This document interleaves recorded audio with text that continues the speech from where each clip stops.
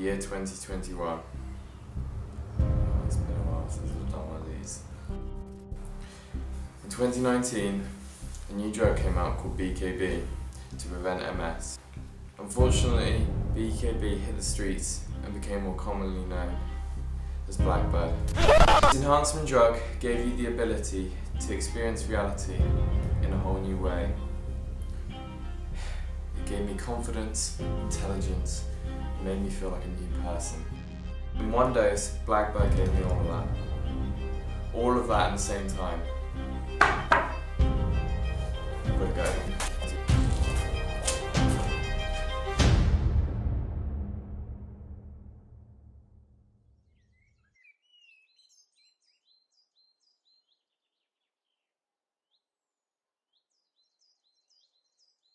Now, a warning on a dangerous new drug hitting our streets. It's been described as the scariest drug in the world, even more dangerous than ice and deadly. You've probably heard of it or even seen the bizarre videos posted online of what happens How when bad you is take it? Well, to be honest, we don't even really know enough about it to tell you how Some bad have it is. dubbed it the insanity drug because of the crazy things people have done after using it.